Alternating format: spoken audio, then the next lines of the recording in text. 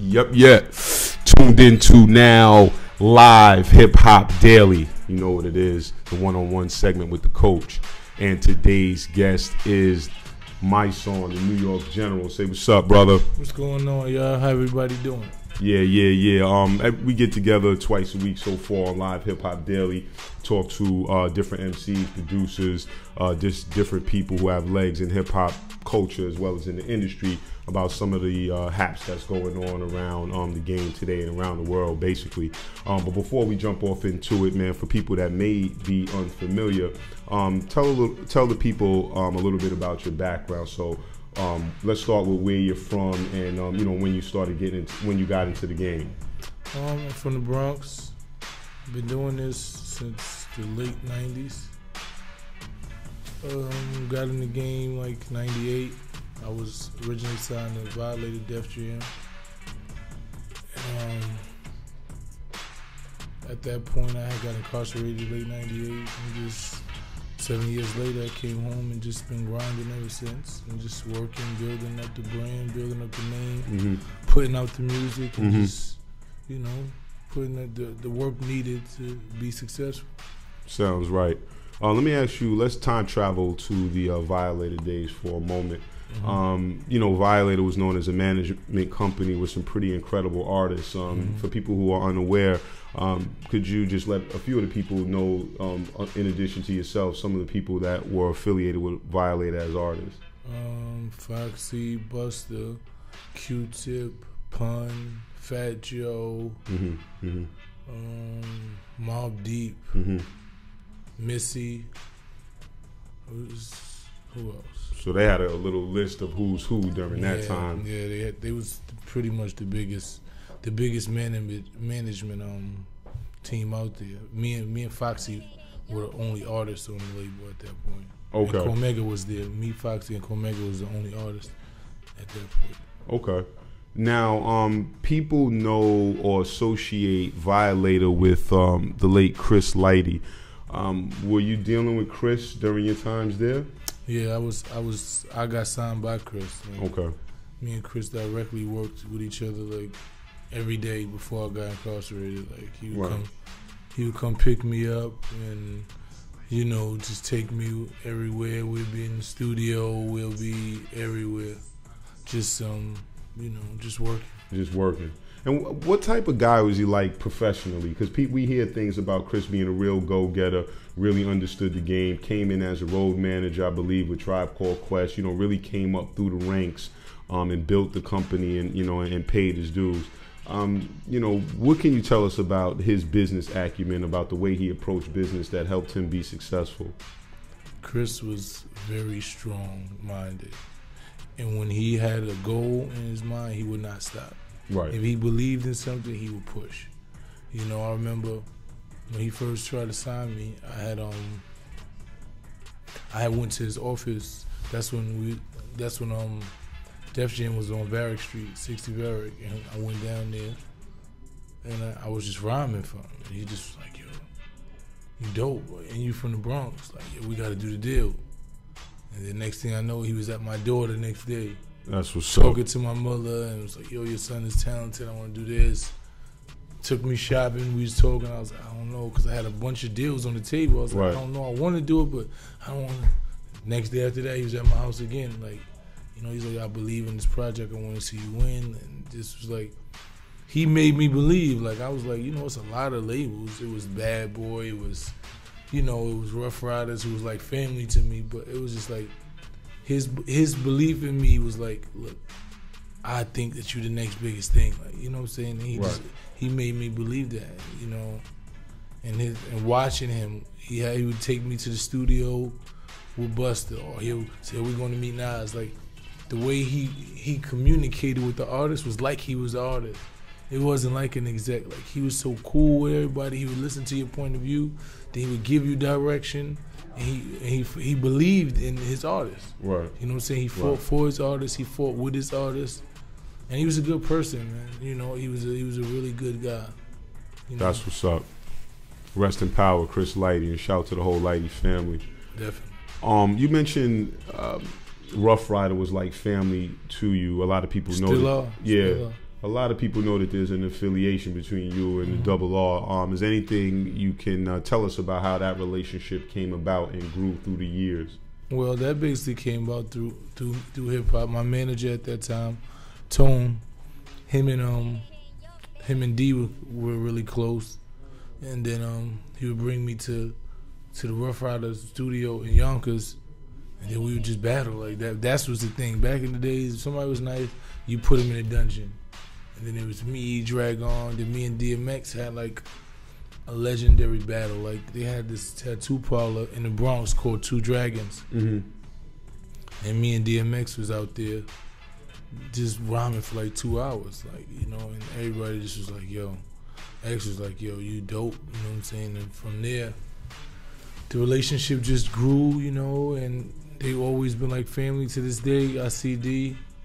He calls me if he hears something or sees something I'm doing, and like, yo, it's dope. And he's always like a big brother to me. That's what's up. That's what's up. Shout out to Double R. Shout out to everybody in Yonkers. It is what it is.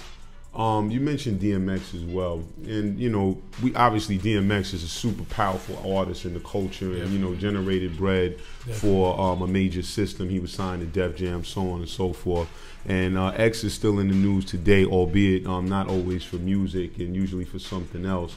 You know, we see him coupled up with people like Dr. Phil, and I think that he was buzzing at one point with the Sayana Van Zant interview, and people talking about his life and, you know, his issues and addictions and whatever have you. And I just wanted to know, as you were saying that, you know, when you see DMX now, you know, going through the trial and tribulation, you know, what goes through your mind? Well, DMX was my mentor. Like at that point, when I first got in the game, my two mentors was him and Mace. You know, DMX took me on tour with him for like 3 or 4 cities. And Mace kept me with him in the studio. Like I basically A&R'd Double Up, you know. So these were my two mentors. So when you see DMX, the thing about it is that the struggles that we speak of and we see him trying to deal with is what made him great. There was a time that he was able to put all those struggles into words and connect with the world. You know, but as we know, music is a finicky thing. You know, from time to time it changes, and as it goes on, it goes to the next hottest thing. And his pain that he gave to the world kept him sane. It kept him out of these troubles that we see today. It kept people around him that made sure he didn't get in those troubles because he was providing so much revenue for people that they didn't allow him to get in trouble. You know, X always had these issues. Like when I be around him, they be like, yo, where's X at? We got to make sure he don't, you know, we got to follow us, make sure, because he's a free person, you know, he had his struggles with drugs or whatever, as he's freely noted. You know, but when you're so successful and you're generating that amount of money, it's a lot of people around you to make sure you don't go hit the bottom. Got it. But like Jay-Z said, you know, all that money for one fight, and when all that money goes, then all opinions take flight. So as the money started disappearing, the caring starts to, you know, the people around you start to diminish, and they go somewhere that benefits. So X started to be in that same fight, but by himself. You know, and then it just became evident and became more, you know, more visible to the public. But what I can tell you is X is one of the most authentic people that you'll ever meet. Whatever he feels, if he feels you, and if he embraces you, then he embraces you. If he doesn't, then he doesn't. Period. Just the bottom line. He don't know how to be fake. He don't know how to pretend that you cool. He tells you, like, I don't like your energy, or I don't want you around me, or like he immediately embraced me. He was like, yeah, you like a little brother to me. I want you, you know. I feel, you know what I'm saying, I see something in you. Right. So I was just happy for that. Like, you know, no matter what X goes through, he's still like the last time I seen him, a couple years ago at the BET Awards, he hugged me like we stopped traffic in the middle of the street in LA. A bunch of people trying to get in, and we held up traffic, just giving each other a hug, you know. So it's always love, and I have nothing but respect and love for X, always. You know. Shout to X, man. Yeah. Also, I'm thinking about the time frame you mentioned. You entered the game. You mentioned some of the people that you were around via Violator, you know, when you kind of got in. And, you know, you're still standing tall, you know, from that point in the 90s to this point, you know, 2013, 14, 15. In your mind, what are I would say, the top biggest differences in the content of the music, as far as like, you know, the whole substance of the music in the time when you entered versus, I would say, what we're hearing today? What are the biggest differences in the music creatively from the 90s to now, I would say? Variety. Okay. That's what the difference is. Like, you always have people talking about getting money and having fun, but that's all it is now. That's all that they highlight. That's all they talk about is the same thing. Okay. You know, like, that's all they promote. Like, before you had DMX, you had Busta, you had Jay-Z. Right. You know what I'm saying? You had Mobb Deep, you had Nas, it was just so many different, you had Tribe Called Quest. Like, you just had so many different genres of music and that spoke for different cultures and different people, that everybody was able to connect to it one way or another, right. You know? But now it's just so much based on materialism. Like, everything is all about materialism. Mm. Everything is about how much money you spend and how much money you have and how much this and who's like, it becomes monotonous. Right. You know, you can't change. Like, you used to have a time when you went to the radio station and there was a time where, okay, they was gonna play all this type of music. Then, you know, Stretch and Papito was gonna come on. They was gonna play this type of music. Then, you know, that Marley Marl was gonna play the Future Flip. Like, it was just so much variety. You can tune into a different. Like, I don't feel like hearing that. I want to listen to this. It's just no more variety. Like, you get the same 6 or 7 songs every day, the same 2 or 3 artists all day, and it just gets boring. You know, like, who else you gonna listen to? They program you to the point where, of course, there's only 3 dudes that's hot, because who else we know? We don't have no other choice. They used to give us a choice to choose. They used to put up songs that say you could choose Battle of the Beats. Right. Choose who is hot. You know what I'm saying? It's no more. They took the fun. They took the fun out of the game. You know, like, you can't even enjoy yourself in a club no more if you don't have $1,000 in your pocket. Crazy. Because you feel like you out of place. Right. Like, you can't buy 4 and 5 bottles. You can't really in a party. You're supposed to be in there partying. In a party. But you feel like you out of place because everybody's trying to compete, and they talking about, yo, you popping bottles, if you ain't popping bottles, you broke, you this and that. And you're like, damn, I can't even enjoy I'm out of place here. If I don't come here after I went and did whatever I had to do to put my money and spend it all here, yeah, then I didn't enjoy myself. Crazy. I can't just get a regular drink and sit there and enjoy the music. The vibe. Because people going to say, oh, he broke. He ain't buy 4 bottles. He ain't got no bottles on his table. He broke. And then it just is the mentality that they've created for our youth is destroying us. Like, my son don't want nothing that don't cost $600. Nothing. Sneakers, Crazy. Nothing. Crazy. You can't buy him a regular T-shirt. Crazy. He's looking at you like, come on, Dad, you can't. I can't go nowhere like that. And it's like, why? Wow. Why? What are you talking about? You don't have a job. What are you talking about? Yeah. They're not teaching these kids, like, you got to figure out, you got to go to school and survive and be able to make money so you can support yourself. They teaching them, you just got to get it. And we got to provide them. And then us growing up in that mentality, we wanted the best for our kids, so we try to go out and give them the things we don't, but we don't realize that we're ruining them. Right. It's true. Because they think they don't have to work for nothing. They just call you, like, classic example, this weekend my son calls me. Wait, hold that thought. Okay. About the story with your son. We're going to break real quick. Are we jumping into a video? Mm-hmm. We're going to jump into a video, and then when we come back, we're going to pick up about that as far as your son is concerned. I'm a parent, too, of a teenage girl, so I'm going to add on to that, too. Live Hip Hop Daily, one-on-one with the coach, our special guest, MYSONNE, New York General. Yes, sir. Back after the vid. Live Hip Hop Daily, one-on-one with the coach. I'm sitting here with MYSONNE, the New York General. What was that video we just saw, man? Tell us about that real quick. It's called You Know What I'm Talking About. It's the new street single we just dropped, you know. Just regular stuff that's going on in the hood and just right. more of like an anthem. Okay. Communicating. Who provided the soundscape for that? Who did the beat for that? R5 did that. Shout out to R5 from Philly and the mayor, his manager. That's what's up. And where can people, I guess, find your songs at if they want to, you know what I mean, see what the new videos are, what you got coming? Where can they look for you? You can go to my web channel. You can go to my YouTube. Okay. You can go to my Reverb Nation page with all my music. Give them the names. Yeah, I mean, y'all can share the mic if y'all want. I'm giving them the names so they my know YouTube exactly channel is MYSONNE NY General at YouTube.com.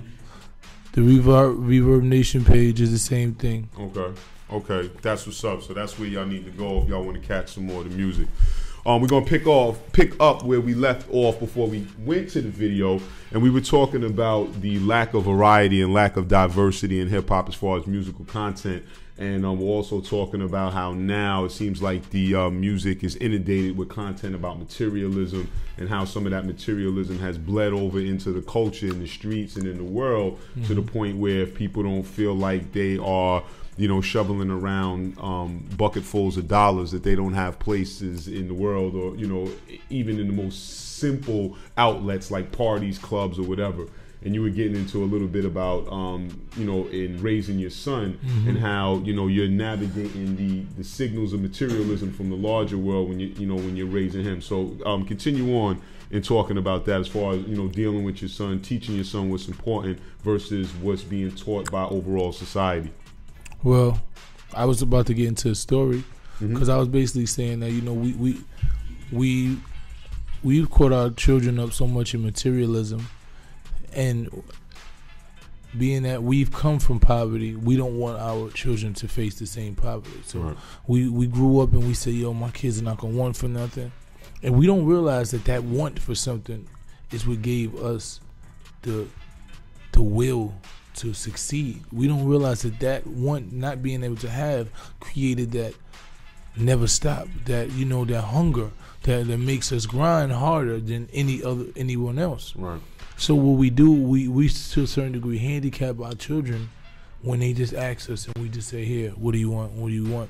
And in saying that, my son called me this weekend and he was like, Dad, it's my friend's birthday. I need $50 to buy him a gift. You know, to go just give him something. I'm like, okay. Well, I'm in my house painting, so you could come help me paint and I give you $50. And then it was like, oh, I'm in my grandmother's house. I don't know how to exactly get to where your house is. I said, well, here's the directions. Right. All right, well, I got to go here and I'm going to try to get there. All right. Okay, now, son, we'll see. 4 hours later, oh, Dad, I can't make it. Maybe sometime this week I could come up there. But he was in his friend's birthday was yesterday. Right. He was so much in dire need. If I would have brought it to him, everything would be good. The fact that he had to work and put forth effort to get it, he'd just rather not. Wow. You know what I'm saying? This is the mentality that a lot of these kids have grown up, and it's like, it's sad. It's really sad, you know. And I blame myself, like I explained to you before. You know, me being incarcerated and not being with him for 7 years of his life, I felt like I had to make up for that time. I had to give him things, everything, you know. And then my friends, while I was incarcerated, felt that they had to make up for me not being there. And his mother felt like she had to. So, you know, we created a false sense of security, like you don't have to do nothing, you know. And now his work ethic is suffering for that, you know. And it hurts to see these kids like that, and he's not the only one. All his friends, and they all have the same thing, and they all got the same mentality, and it's like we doing more harm than good. Right. I mean, you know, and the music creates that. Our music is creating that. Our music is not the people saying, yo, I'm popping bottles, I'm doing this, and I'm wearing Gucci and I'm wearing Versace, ain't saying that I had to work hard for this, or it was nice I didn't sleep. I had to go out. They don't say these things. Right. They just give you. It's just there, and this is why it's fake, because that's not real. It's not real that you just go into the club popping bottles, this and that all night. Where's the struggle? Give the steps. That's what lacks. Hip hop lacks now, because when we had Jay-Z went from having nothing to showing you the process. Right. Whatever he went through to get there. Biggie went from, man, I'm hungry, man. My mom didn't give me this, and I had holes in my clothes. To I had to grind. I had to figure it out. To making us understand that the music now, everybody just gets there rich. Right. No more ashy to classy. No, everybody's just classy. You know what I'm saying? Nobody is documenting the struggle that you took to get to these stages. And it's a falsehood. It is. So. And speak on this next question as much as you feel comfortable. I mean, what you just described as far as talking about success, but leaving out the hard work part, conceptually is very similar to what we see on the street side. So you got a lot of people that are uneducated to the street games out here. They hear about the results on the record, which is the bread or the women or the cars, but they don't hear about what it takes or what you risk to get there. And you have a lot of people that are getting involved in what they think is fast money, and when the realities of that life start to come down, they are wholly and totally unprepared. Exactly. What would you say along those lines? Yeah, and that's another aspect of it. You guys are the biggest drug dealers in the world, and we all know that anyone who's ever really hustled out of desperation, right? Hustled out of with the intention to stop hustling, to be able to make enough money to be able to provide for their family.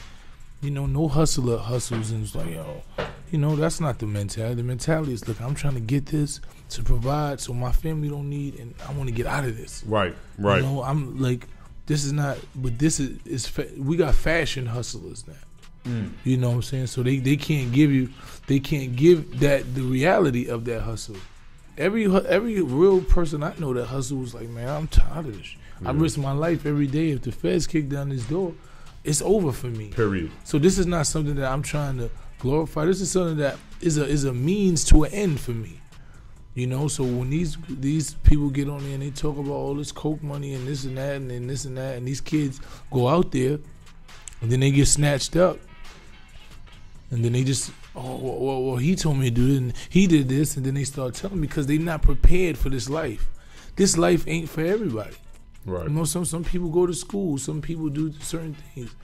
When you take the responsibility and the chances in these streets, there are things that come with it. And prison and death are the two major things that come with that. Right.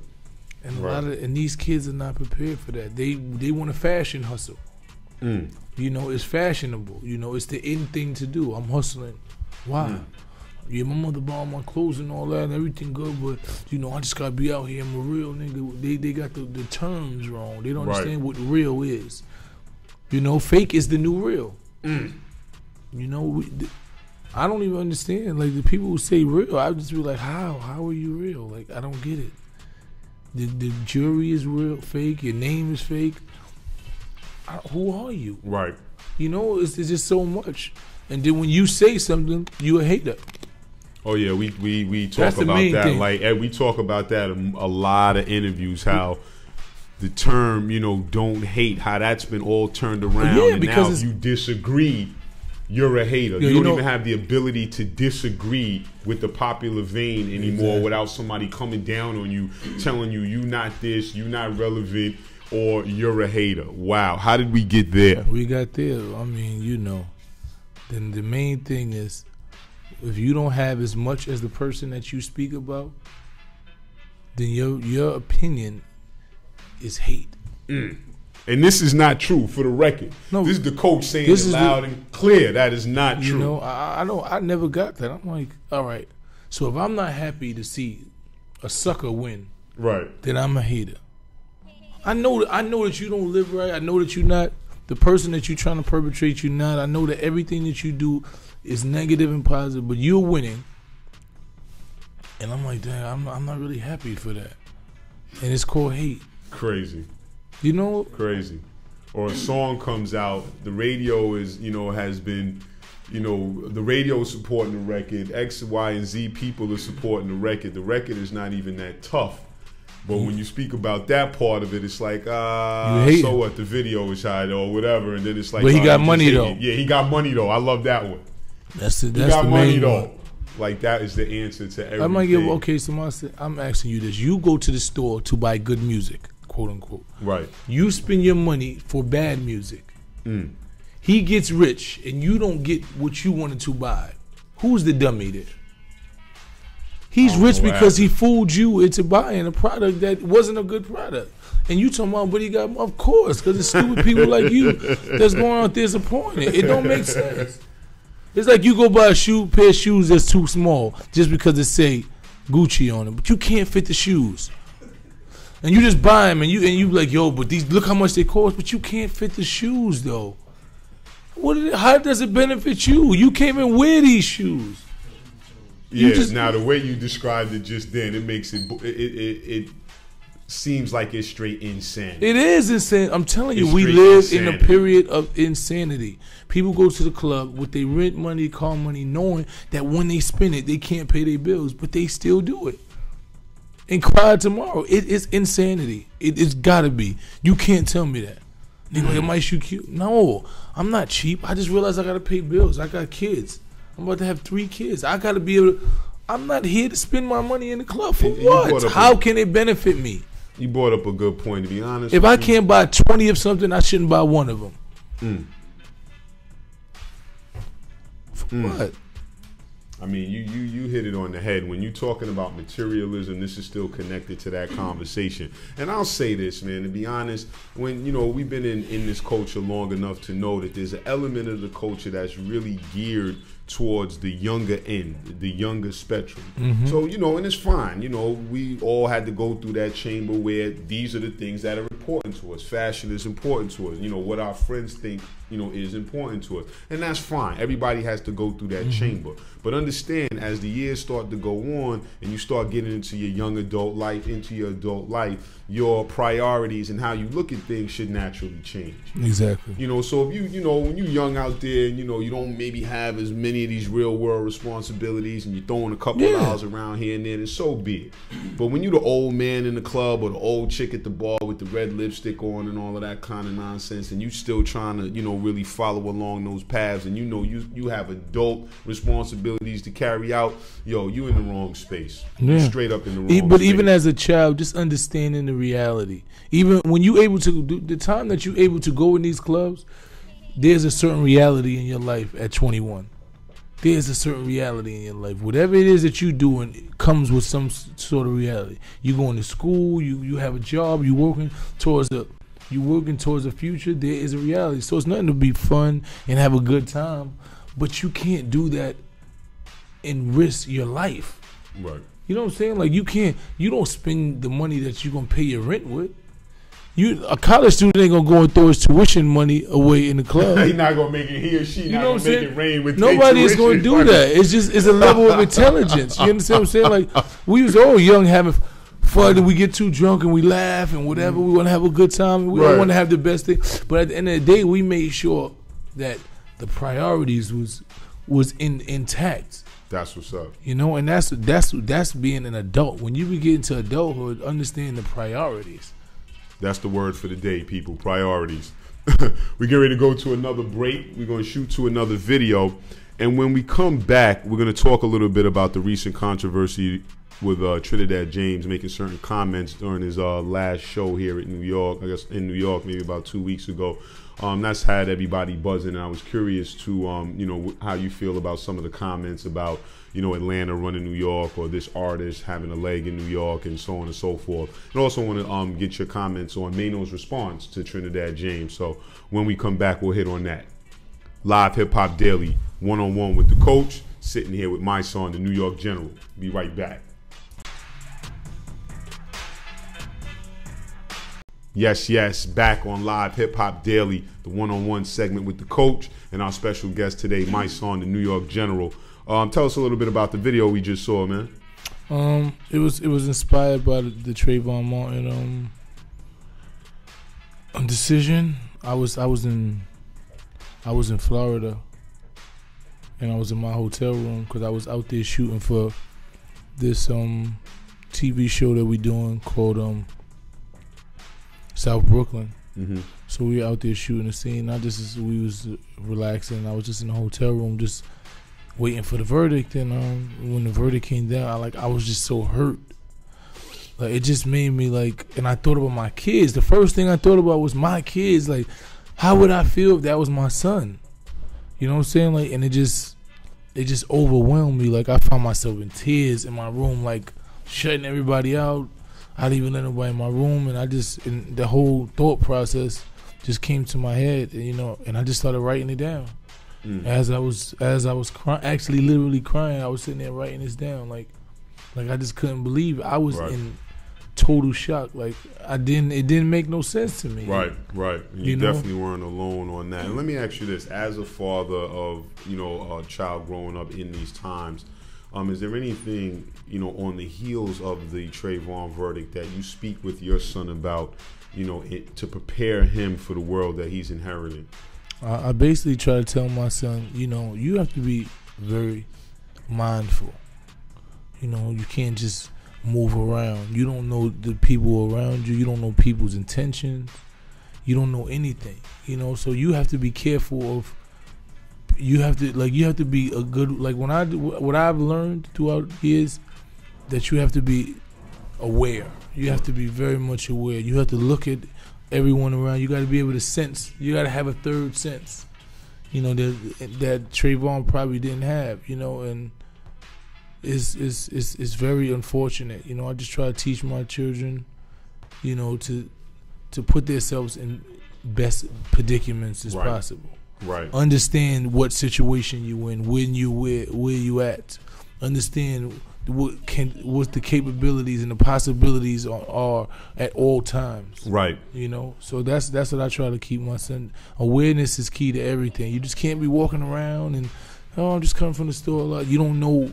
You never know what somebody's intentions are. You don't know who's thinking. Right. So you have to be aware at all times. Another word for the day. Priorities now, awareness. Stay aware, keep the antennas up, keep the third eye open, because these things are going on around us, and our kids are getting caught up in it, usually as the victim. Mm-hmm. And shout to the Martin family and everybody that supported that movement in trying to find justice, for their son via the court system, and however else it needs to be done moving forward. Moving forward. Phones ringing, blinging. They calling us up here in the studio today. Everybody want to talk to the general. Hopefully we get to take a couple of comments, maybe even a call or two. But if not, we'll just keep it moving, letting the people know what it is. I wanted to talk to you also about some of the recent events surrounding Trinidad James and Mano on Trinidad James' recent show here in New York. Everybody knows what's going on with that, about certain comments that were made about, Atlanta artists running New York and Atlanta music basically being dominant in New York. We had Mano basically step up and say, a few things to rebut that and kind of slow that down, throw some water on that fire. Mm-hmm. But I was wondering about your thoughts about just that topic in general, about so much music from, I guess, outside of the region being popularized in the New York City area, and then the results of that. Well, this is something that I've been speaking about for years. Okay. You know what I'm saying? I've been very vocal about it. And it's just, Trinidad James is something we've created. We started allowing the guests to become the people who live here. Right. And at that point, we changed the culture of our music to where the music that we hear on our radio station does not reflect our own culture. Mm. I listen to the music and you move to it, but the way the down south people live, we don't live like that. Yeah, it's true. We don't dress like that. True. We don't talk like that. So when I listen to my radio station and it's nothing or nobody that sounds and reflects what's going on in my backyard, it's disheartening. You know what I'm saying? When I listen to my radio station and Lil Wayne can sit there and say, yo, I hate New York, and nobody says nothing, but then he's in the rotation all day long.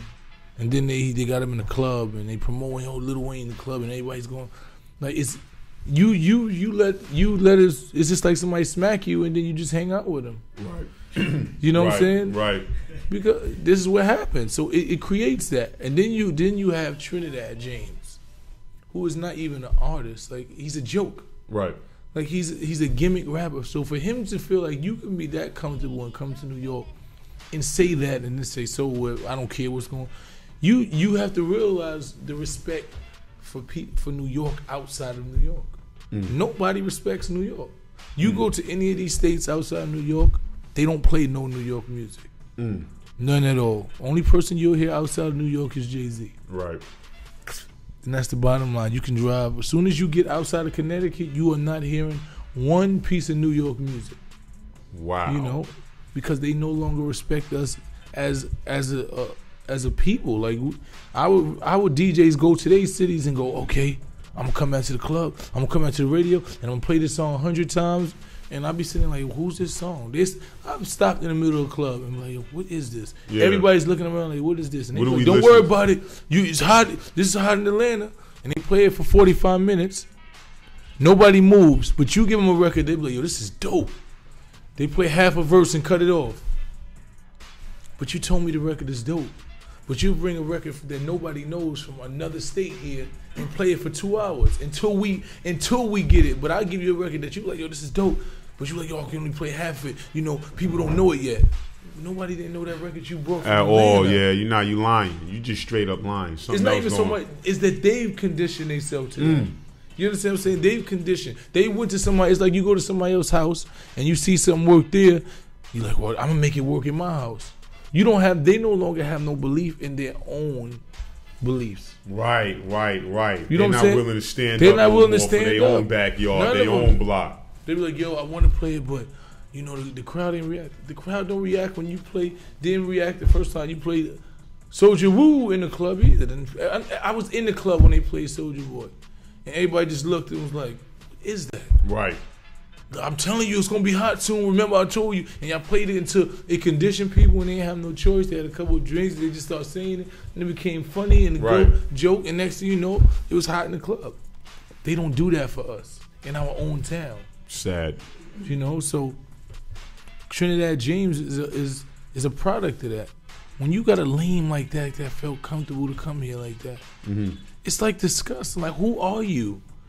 You probably got picked on in school. Right, exactly. So you think you can stand on a stage in Brooklyn, New York, and just say what you want? So what perception have we given to the world about us as New Yorkers when he thinks he can say that? Because they know the new New York. They don't know the old. But this is what I'm saying. It's at some point it woke a lot of people up, because I had a conversation with Funk Master Flex. Right. And he was like, yo, he said, yo, that really, I couldn't believe that. He said, and I can't act like it's not true. Like, you know, like I'm not going to act like at this point the South is not dominating music, but you don't go to somebody's house and say that. I'm not going to walk in your house and be like, yo, man, I look better than you, man. I dress better than you. You know what I'm saying? In your own house, in front of your wife and kids. Yeah, in front of your wife and kids. You know, I look better, I dress better than you. Like, whatever you, it's just the truth. I remember when I used to think you was the man, now I'm the man. In your house. In my house. Like, even if I felt that, I'm not going to say that in your house. You know, so you have to realize that for somebody to feel that comfortable, it's your fault that you made them feel that comfortable. You know, so we have to look at us. But by the same time, you still got to discipline. Now he has to be made an example. Right. Because now everybody's looking. If Trinidad James can say it, next thing you know, anybody will come saying it. You have R&B artists coming up here talking about you know what I'm saying? So I look at it like this too, man. As long as y'all are going to those sanctioned events, those events that are part of conferences and sponsored by corporations in New York, you got to pass. The day you try to come into the community and relay that same sentiment, you got a problem. Yeah. You know, and I'll make that clear. You know, we're talking about industry events, corporate sponsored events that allow some of these artists to come on and get their thing on. Do not think that you can be in Brooklyn, the Bronx, Shaolin, Harlem, wherever you want to be, Q Borough, amongst the community and do that. You will have a serious problem. Yeah. And I'm not here to promote violence or whatever you guys think you want to say about that, but things just are what they are. You know, like the brother's saying, you're not going to be able to go in somebody else's house, open up their refrigerator, stink up their bathroom, and do everything that you think you want to do without some sort of repercussion. You know, but you could maybe get away with it downtown. Yeah. You know, but having said that, let me just ask, what do you think we need to do moving forward to change some of these things, change some of this, the perception of New York, or, you know, get at some of our DJs or whatever? You know, what do we need to do moving forward? We have to support each other. Okay. You know what I'm saying? We have to support each other. We have to have faith in our own culture and our own music. We have to give that to them, because DJs come from out of the state. They don't have no music to take back. Wow. You know what I'm saying? It's not like when they come to the state and they listen on the radios, all the music, they just playing the same stuff we playing in Atlanta, so we cool. We ain't got to take no new artists. When you go to Atlanta, you hear new, you're like, who's this? I never heard this guy. Well, I actually like this song. You know what I mean? I'm going to tell people about this. We don't have that here. We don't have the DJs playing our music, so when they be like, yo, I heard a song by this dude from New York, I'm going to take it back and make you hot out of there, and the music starts to transfer, and it starts to, you know, to flourish. We don't have that, so that's why we don't have no New York artist that's hot. You know.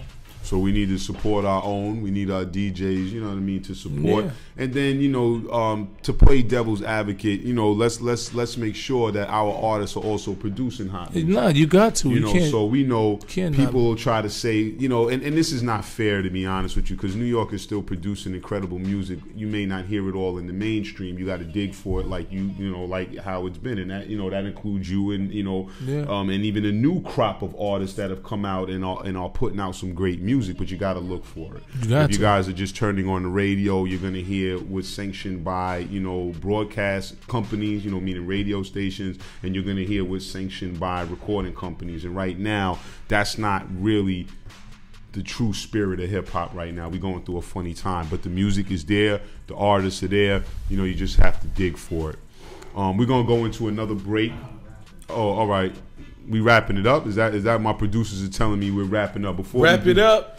let's talk about the projects that you have coming out, you know, so people know what you have on the horizon and where they can find you. So tell us about MVP, what that's about, and there's an EP that I'm putting together. It's going to be about 6 or 7 songs. You know, it's just basically giving forward just real music, man. You know, it's just going to be a storyline, and at that point it's going to be a book that follows and the documentary that follows, so it's going to be like a trilogy, three-part thing that I want to just give like me, you know, so you can get a little more of in touch and understanding where the music comes from, where everything comes from. And what does MVP stand for? Morals, Values, and Principles. That's what's up. And I guess when will the EP be out? Well, we looking forward by like April and May. Okay. So around spring of 14. Yeah. Okay. And then as far as the book and the documentary. Yeah, we just all that's in the process. All that's in the process. That's what's up. So online, let's make sure we give everybody all of, you know, your website addresses, your YouTube channel. You know, let's give them everywhere where you live, so anybody who wants to, you know, get involved with the music, check out the vids, know where to find you. So let's start once again with your YouTube channel. YouTube channel is MYSONNE General at YouTube.com. The website is MYSONNENYG.com. You can follow me on Instagram, MYSONNE General. You can follow me on Twitter at MYSONNE. I'm everywhere. That's what's up. If I like, you can like my my Facebook page, MYSONNE General. Everywhere. There it is. Now, any closing remarks before we wind it up? Anything, you know, you just want to say to the people, you know, before we sign off, about music, about the streets, about culture in general, about life?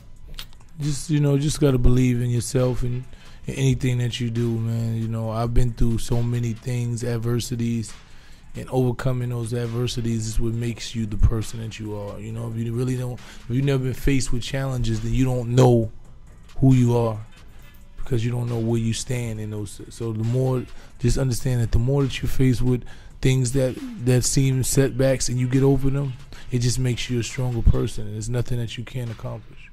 Understood. You heard it from the man himself. Till next time, thanks for tuning in to Live Hip Hop Daily. Thanks for tuning into the one-on-one segment with the coach. Check us out, hit us up. You know what I mean? Let us know what you feel about the interview. Send your questions in, and we'll see you next time. Once again, the coach signing off. Appreciate it. Yes, sir. All right.